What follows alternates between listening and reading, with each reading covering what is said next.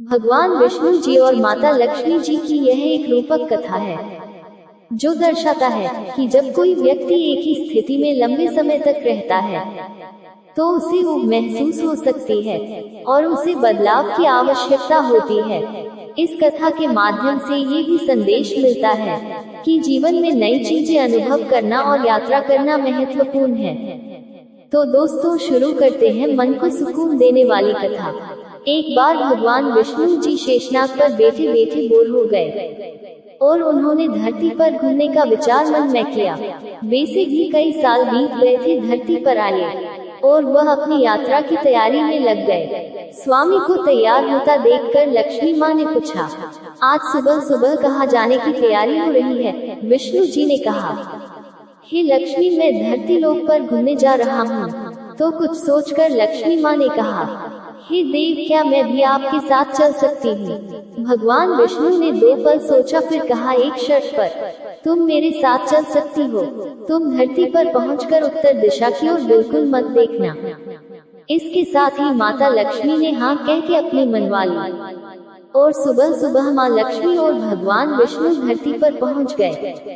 अभी सूर्य देवता निकल रहे थे। रात बरसात होकर हटी थी।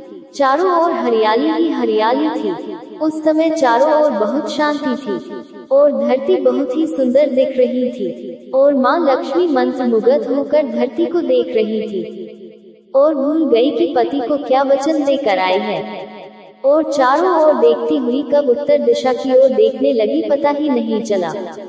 उत्तर दिशा में माँ लक्ष्मी को एक बहुत ही सुंदर बगीचा नजर आया और उस तरफ से भीनी भीनी खुशबू आ रही थी और बहुत ही सुंदर सुंदर फूल खिले थे। यह एक फूलों का खेत था और माँ लक्ष्मी बिना सोचे समझे उस खेत में गई और एक सुंदर सा फूल तोड़ लाई। लेकिन ये क्या, जब माँ लक्ष्मी भगवान विष्णु के पास वापस आई तो भगवान विष्णु की आंखों में आंसू थे और भगवान विष्णु ने माँ लक्ष्मी को कहा कि कभी भी किसी से बिना पूछे उसका कुछ भी नहीं लेना चाहिए और साथ ही अपना वचन भी याद दिलाया।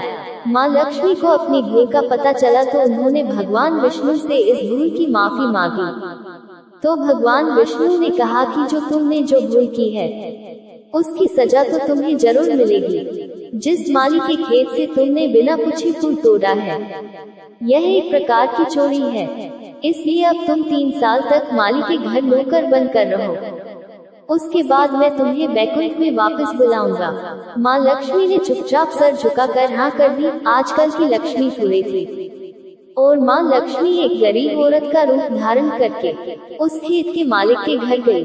घर क्या, एक झोपड़ा था और मालिक का नाम माधव था। माधव की बीवी, 2 बेटे और 3 बेटियां थी। सभी उस छोटे से खेत में काम करके किसी तरह से गुजारा करते थे।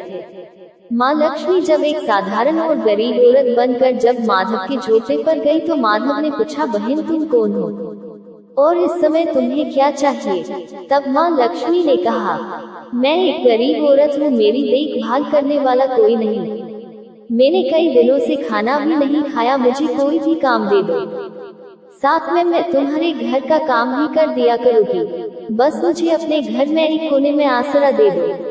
माधव बहुत ही अच्छे दिल का मालिक था। उसे दया आ गई, लेकिन उसने कहा, बहन मैं तो बहुत ही गरीब हूँ। मेरी कमाई से मेरे घर का खर्च मुश्किल से चलता है, लेकिन अगर मेरी 3 की जगह 4 बेटियां होती तो भी मैंने गुजारा करना था।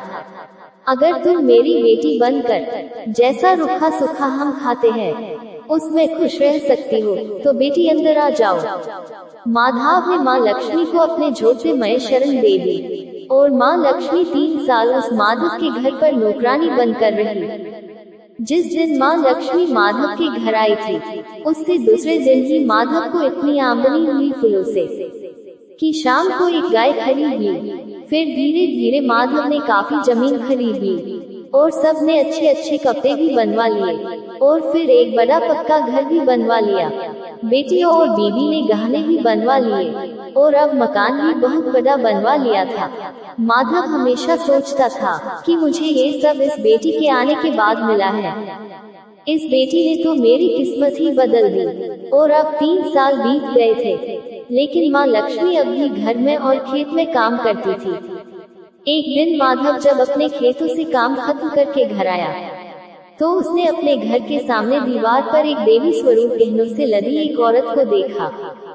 ध्यान से देखकर पहचान गया, अरे ये तो मेरी मुंह बोली चौथी बेटी यानी वही औरत है। और पहचान गया कि यह तो माँ लक्ष्मी है।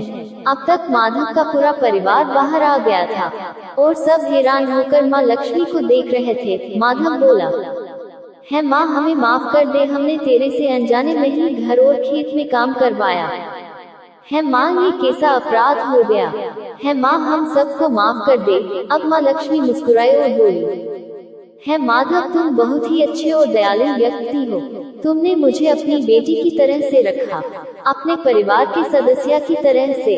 इसके बदले मैं तुम्हें वरदान देती हूँ कि तुम्हारे पास कभी भी खुशियों की और धन की कमी नहीं रहेगी, तुम्हें सारे सुख मिलेगी जिसके तुम हकदार हो। और फिर माँ अपने स्वामी के दोबारा भेजे रथ में बैठकर बैकुंठ चली गई। आपको ये कथा अच्छी लगी हो तो चैनल को लाइक सब्सक्राइब शेयर जरूर करें। आपका बहुत बहुत धन्यवाद। आपका दिन शुभ रहे।